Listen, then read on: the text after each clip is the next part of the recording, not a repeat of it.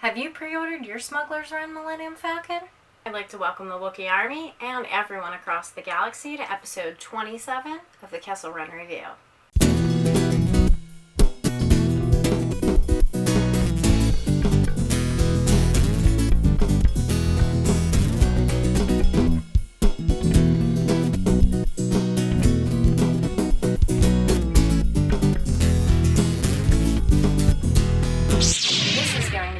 Pretty big episode with an awesome hot off the Falcon haul, an update on two of my favorite customizers, and we'll announce the winner of our figure giveaway. So I was asked what I thought about the carbon freezing chamber, aka the Stairway to Nowhere. So I'm not really one to rag on Hasbro. Obviously I love their stuff, but this hunk of junk lacks substance. It feels like it's a small part of a larger set. I mean, where's the rest of it? And what is with the wire cage at the top of the stairway? So unless I spot a pallet of them on clearance, obviously it's not going to make its way into my collection. Of course, the Stormtrooper is cool. Here's a new hot off the Falcon.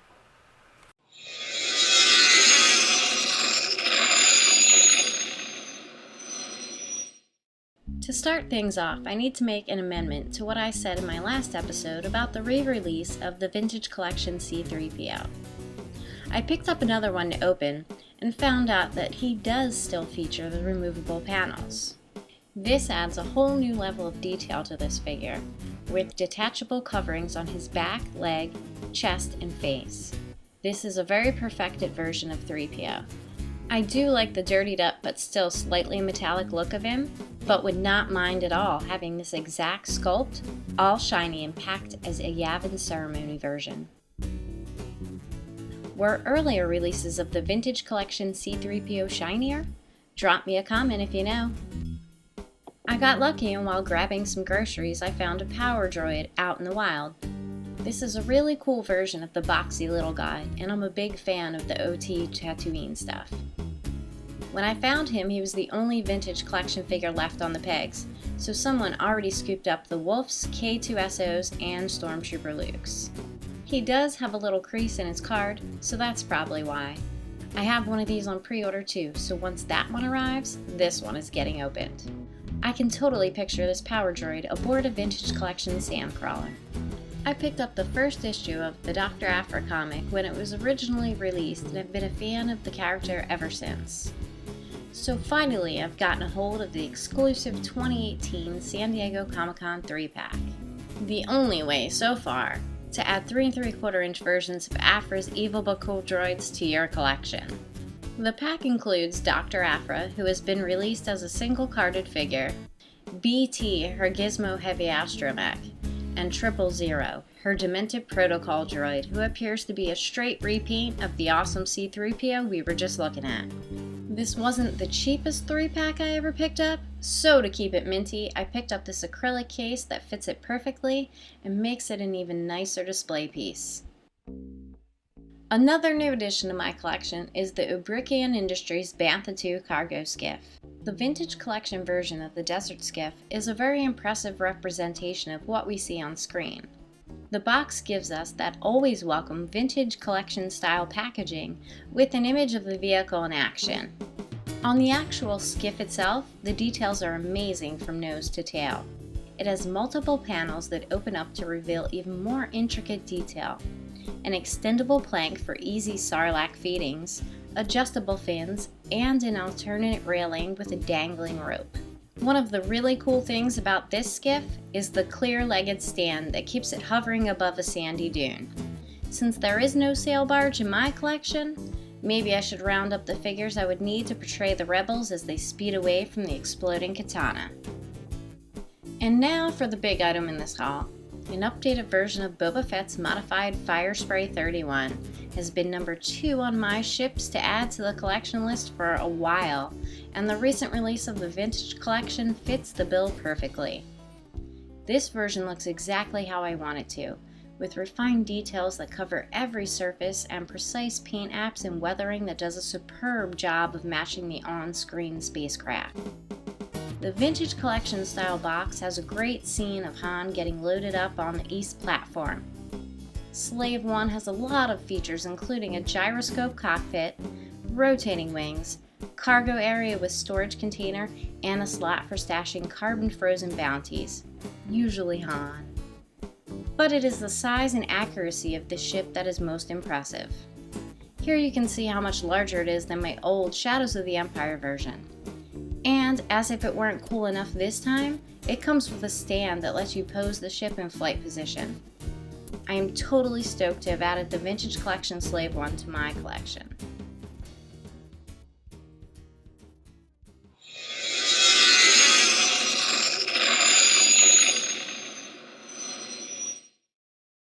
On tonight's Holonet News 9, Imperials crack down on the unstoppable juggernaut that is the Nadar Veb phenomenon.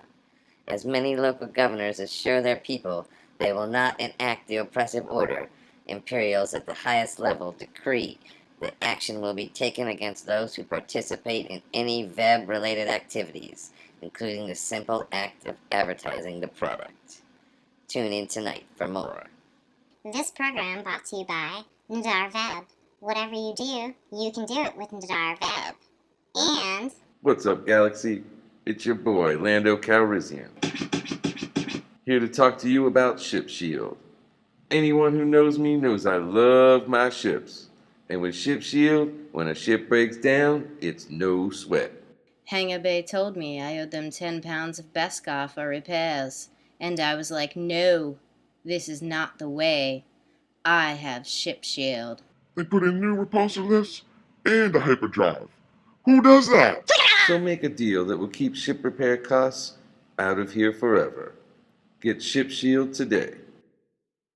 This is a Jawa, who collects the skulls of alien species. He has gone to great lengths and endured many adventures to acquire his collection. Possessions of these skulls could get this Jawa into trouble far beyond his comprehension. But he doesn't care, and you don't have to either. You can get these skulls and all kinds of other parts and accessories at Outer Rim Traders. Just go to facebook.com/Outer Rim Traders and click the Shop Now link. I'm going to do something a little bit different in this episode. The customizing father-son super duo known as Customs for the Kid is celebrating their 10-year anniversary, and anyone who watches the show knows I'm a huge fan of their work. Darth Daddy just announced that he's retiring from customizing, and Elias will be taking over the blog full-time. In this episode, we're going to take a look at Darth Daddy's last custom, celebrate their work over the years, and talk about what we can expect from Customs for the Kid in the future. So let's dive into this edition of Custom Cargo. I made a lot of special modifications myself.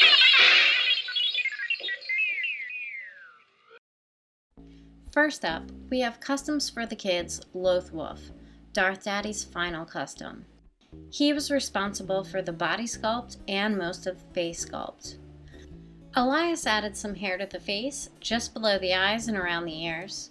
Elias also added the markings to one of the lower legs, lower back, and 3 of the feet, and painted the scales, eyes, and top half of the head. Darth Daddy painted the body and the belly. Darth Daddy said he first got into customizing when Elias saw a few customs he ordered and asked why they were different than the regular figures. When he explained they were customs, Elias asked if they could make some, and the rest is history. Now let's take a look at some of my favorite customs created by Customs for the Kid over the years. There are so many, it was really hard to choose. When it comes to his favorite Star Wars character, Darth Daddy says it's Teak, of the species with the same name. He is seen in the Ewoks Battle of Endor.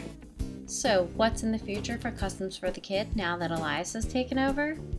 I had a chat with him and even got a sneak peek at a couple of customs he's currently working on. Elias is happy to be running Customs for the Kid now.